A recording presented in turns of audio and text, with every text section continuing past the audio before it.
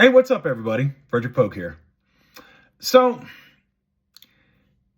while political optics, matter in domestic politics, in sometimes a big way, where they really matter and have an impact is in foreign policy.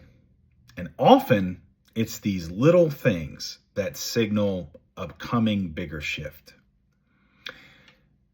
And we're seeing that right now in what's playing out between Canada and France. And with France, that basically means Canada and the EU. So why do these little things really matter? Well, the thing about foreign policy is you're really talking about things happening between two nations or multiple nations. It takes a long time.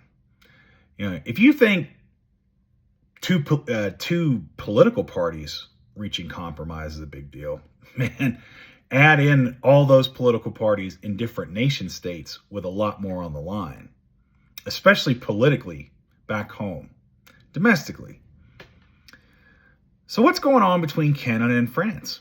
Well, about a week ago, the French parked a nuclear submarine off of Halifax in Nova Scotia.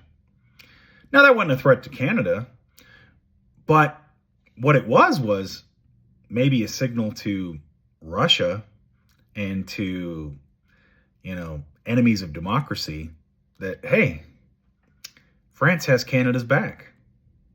We're going to look out for them because, unfortunately, their neighbor, the United States, has decided that they want to start picking on Canada.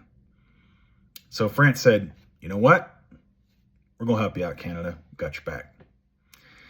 And reportedly, the new Canadian Prime Minister, well, he hasn't taken any calls from Trump.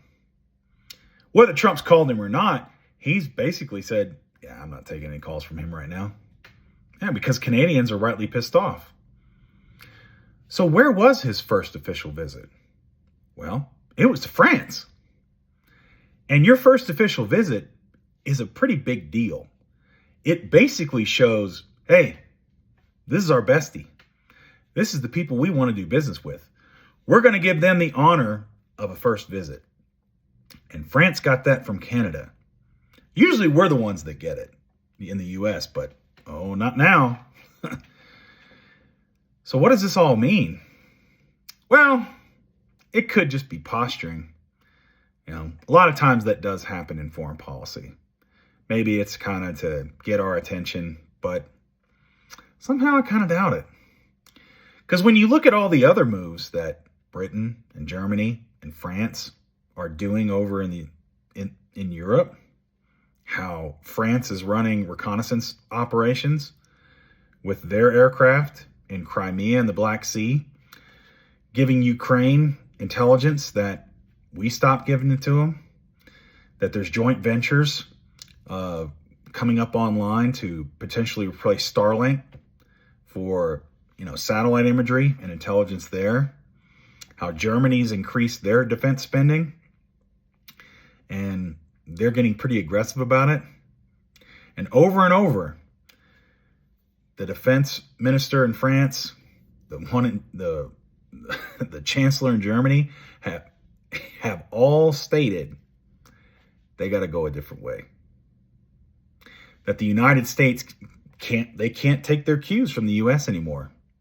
Heck, the new Prime Minister of Canada basically said the same thing in his first remarks. And now they're starting to show it in the actions they're taking. It's those little things that are adding up.